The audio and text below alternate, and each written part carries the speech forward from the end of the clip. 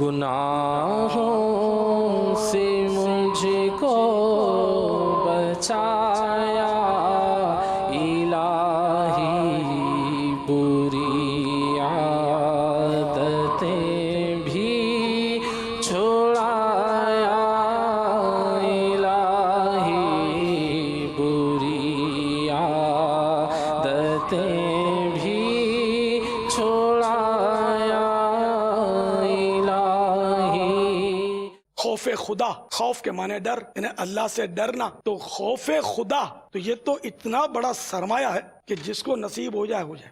میرے پیارے آقا صلی اللہ تعالی علیہ وآلہ وسلم کو سب سے زیادہ یہ نعمت حاصل تھی، خوف خدا، اللہ تعالیٰ کا خوف۔ ہر نبی خوف خدا کا حامل تھا، سبھی کو خوف خدا۔ کوئی اس وقت تک ولی ہو نہیں سکتا جب تک اس کے اندر خوف خدا نہ آئے، بلکہ ہر مسلمان کے اندر خوف خدا ہوتا ہے، کسی میں کم کسی میں زیادہ ہوتا ضرور ہے۔ ہم مسلمان کیوں ہیں؟ اسی لیے تو ہیں کہ اللہ سے ڈر لگتا ہے کہ جو مسلمان نہیں ہوگا اس کو ہمیشہ کے لیے جہنم میں ڈال دیا جائے گا۔ نہ بابا، ڈر لگتا ہے، ہم ہیں تو مسلمان۔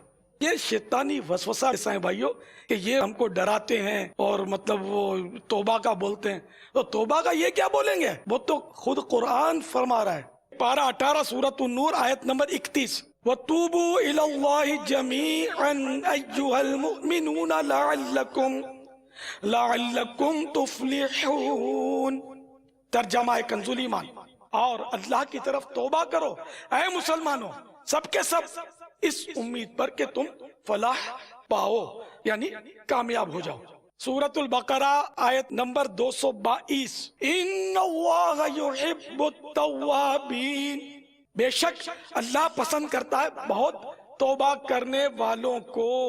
اسی طرح بہت ساری آیات مبارکہ ہیں کہ جو توبہ کی ترغیب دے رہی ہیں۔ تو اب اگر یہاں توبہ کروائی جاتی ہے، یہ بھی حکم قرآنی پر ہی عمل ہو رہا ہے، ڈرایا جاتا ہے، تو یہ تو نبوت کا منصب ہے، اسی کے فیض سے اب ہر مسلمان جو بھی نیکی کی دعوت دے گا وہ ڈرائے گا کہ نماز نہیں پڑھو گے تو یوں ہوگا، روزہ نہیں رکھو گے تو یوں ہوگا۔ جو جان بوجھ کر ایک نماز ترک کر دے تو اس کے لیے جہنم کا ایک دروازہ، اس پر نام لکھ دیا جائے گا اس کا، جس سے وہ داخل ہوگا جہنم میں۔ یہ تو حدیثوں میں مضامین ہے۔ تو یہ سب شیطانی اسپیڈ بریکر ہیں، ان کو آپ کود جائیے، پھاند جائیے، اس کو ہٹا دیجیے۔ ہم مسلمان ہیں، اسلام کی ہر بات پر آنکھیں بند کر کے لبیک کہنے والے ہیں، کیونکہ عقل کو تنقید سے فرصت نہیں، عشق پر اعمال کی بنیاد رکھ۔ تو عشق الہی اور عشق مصطفی ہمارا سرمایہ ہے، اور ہم نے آنکھیں بند کر کے اللہ اور رسول کے احکام ماننے، اپنی عقل کے گھوڑے دوڑا نہیں ہے۔ تو بہرحال یہ کہ میرے بھائیو، گناہ جب بہت زیادہ ہو جاتے ہیں نا، تو اس طرح کی کیفیت دل کی ہو جاتی ہے کہ بندہ جو ہے وہ نصیحت قبول کرنے کے لیے وہ راضی نہیں ہوتا۔ چنانچہ حضرت سیدنا ابو ہریرہ رضی اللہ عنہ بیان کرتے ہیں، رسول اللہ صلی اللہ تعالی علیہ وآلہ وسلم کا فرمان عالی شان ہے، جب کوئی بندہ مومن گناہ کر لیتا ہے تو اس کے قلب پر ایک سیاہ نقطہ لگ جاتا ہے، لیکن جب وہ توبہ کر لیتا ہے اور اللہ تعالی سے طلب مغفرت کرتا ہے تو اس کا دل صاف کر دیا جاتا ہے۔ اور اگر وہ گناہ کرتا رہے تو یہ سیاہی، یہ کالک بڑھتی رہتی ہے، یہاں تک کہ اس کا دل سیاہ پڑ جاتا ہے۔ بس یہ وہی زنگ ہے جس کا ذکر اللہ تعالی نے بھی اس طرح فرمایا ہے، کَلَّا بَلْ رَانَ عَلَىٰ قُلُوبِهِمْ مَا كَانُوا يَكْسِبُونَ۔ ترجمہ کنز ایمان، کوئی نہیں بلکہ ان کے دلوں پر زنگ چڑھا دیا ہے ان کی کمائیوں نے۔ حنفیوں کے بہت بڑے امام حضرت علامہ علی قاری علیہ رحمت اللہ الباری مرقات المفاتیح میں اسی حدیث کے تحت فرماتے ہیں، دل کے سیاہ یعنی کہ دل کے کالے پڑ جانے سے مراد یہ کہ اس کے دل کا نور بجھ جائے گا، اس کی چشم بصیرت، آنکھوں کی نظر اندھی ہو جائے گی، علم نافع نفع دینے والا علم، آخرت کے لیے جو بہتریاں دینے والا علم، علم نافع اور حکمت کی باتیں سمجھ نہیں آئیں گی، اپنے آپ اور دیگر لوگوں سے دل میں شفقت و رحمت ختم ہو جائے گی، اور گناہ کرنے اور لوگوں کو اذیت دینے پر جرأت، فتنے اور ظلمت کے آثار اس کے دل پر قائم ہو جائیں گے۔ تو یوں گناہ کر کر کے بندہ جو ہے وہ دل اس کا سخت ہو جاتا ہے، اور پھر وہ نیکی کی طرف وہ آنے سے کتراتا ہے۔ تو اب سدھرنے کا ذہن بنائے یا نہ بنائے، مرنا تو پڑے گا۔ سب سے بڑی لگام جو ہے نا، یہ حقیقت میں موت کا تصور، اور اس کے بعد والا جو پیریڈ ہے نا، وہ سب سے بڑا مطلب ہماری اصلاح کے لیے بہت بڑا ذریعہ ہے کہ ہم موت کو یاد کرتے رہیں۔ پیارے آقا صلی اللہ تعالی علیہ وآلہ وسلم کا فرمان عالی شان ہے، جو نرمی سے محروم رکھا گیا وہ بھلائی سے محروم کر دیا گیا۔ مفسر شہیر حکیم الامت مفتی احمد یار خان علیہ رحمت الحنان اس حدیث پاک کے تحت لکھتے ہیں، جس پر رب مہربان ہوتا ہے اسے نرم دل بنا دیتا ہے، جس پر رب کا قہر ہوتا ہے اسے سخت دل کر دیتا ہے۔ سخت دل میں کسی کا وعظ اثر نہیں کرتا، وعظ مانے نصیحت، جس کا دل سخت ہو گیا اس پر اب کسی کی نصیحت اثر نہیں کرتی، یعنی وہ کتراتا ہے، بھاگتا ہے نصیحت سے۔ ناصحہ مت کر نصیحت، دل میرا گھبرائے ہے، اس کو دشمن جانتا ہوں جو مجھے سمجھائے ہے۔ حضرت یحییٰ بن معاذ رحمت اللہ علیہ فرماتے ہیں، آنسو دلوں کی سختی کی وجہ سے خشک ہوتے ہیں، اور دلوں کی سختی گناہوں کی کثرت کی وجہ سے ہوتی ہے، اور عیب زیادہ ہونے کی وجہ سے گناہ کثیر ہوتے ہیں۔ تفسیر صراط الجنان میں ہے، بنی اسرائیل کے وہ لوگ جو حضرت موسیٰ کلیم اللہ علیہ نبینا علیہ الصلوۃ والسلام کے زمانے میں موجود تھے، ان کے بارے میں فرمایا گیا کہ بڑی بڑی نشانیاں اور حضرت موسیٰ علیہ الصلوۃ والسلام کے معجزات دیکھ کر بھی انہوں نے عبرت حاصل نہ کی، ان کے دل پتھروں کی طرح ہو گئے، بلکہ ان سے بھی زیادہ سخت، کیونکہ پتھر بھی اثر قبول کرتے ہیں کہ ان میں کسی سے ندیاں بہ نکلتی ہیں، کوئی پتھر پھٹ جاتا ہے تو اس سے پانی بہتا ہے، اور کوئی خوف الہی سے گر جاتا ہے جیسے اللہ تعالیٰ کو منظور ہوتا ہے۔ لیکن انسان جسے بے پناہ ادراک اور شعور دیا گیا، سمجھ دی گئی، عقل دی گئی، حواس قوی ہیں، اس کے احساسات مضبوط ہیں، عقل کامل ہے، دلائل ظاہر ہیں، عبرت و نصیحت کے مواقع موجود ہیں، لیکن پھر بھی اللہ رب العزت کی اطاعت اور بندگی کی طرف نہیں آتا۔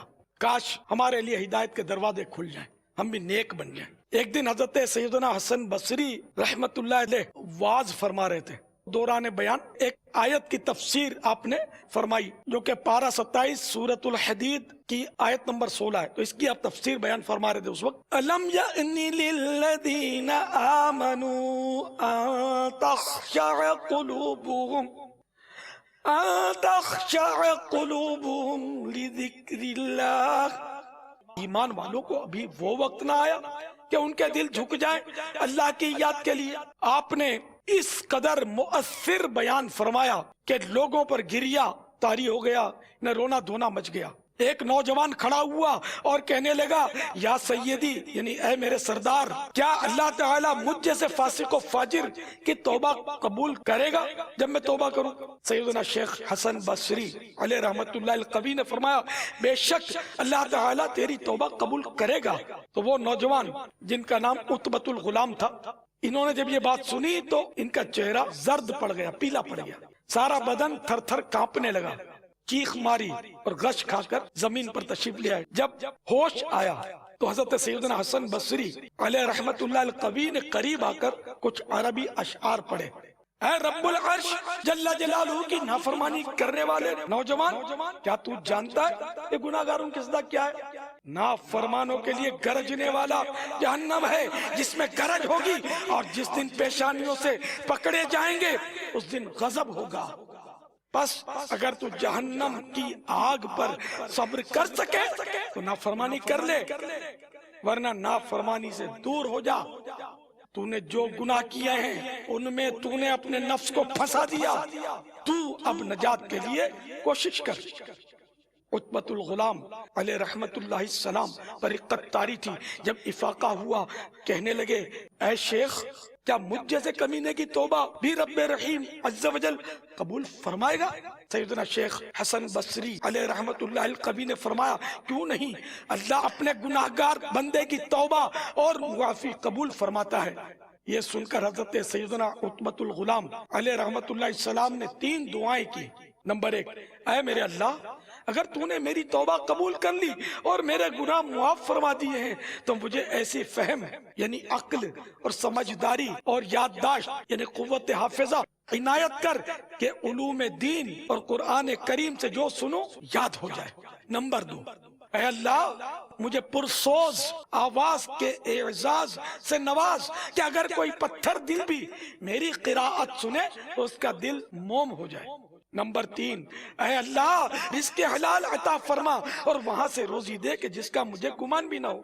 اللہ تعالیٰ نے ان کی تمام دعائیں قبول فرمائیں، ان کا حافظہ خوب مضبوط ہو گیا۔ جب وہ قرآن کریم کی تلاوت کرتے تو ان کی تلاوت سن کر گناہگار تائب ہو جاتے، توبہ کر لیتے۔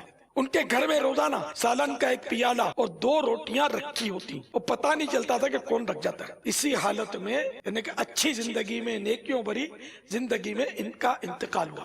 یہ بہت بڑے ولایت کے منصب پر فائز ہوئے مشہور ولی اللہ ہیں. جو مذہبی طبقہ ان کو پتا ہوتا ہے، ان کے کتابوں میں ایک سے ایک واقعات ملتے ہیں.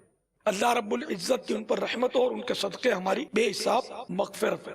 تو اللہ تعالیٰ کی رحمت بہت بڑی ہے، توبہ کا دروازہ کھلا ہوا ہے، اور جو اس کے کرم پر امید رکھ کر اس کی طرف بڑھتا ہے تو رحمت آگے بڑھ کر اس کے گلے لگا لیتی ہے. گناہوں سے مجھ کو بچایا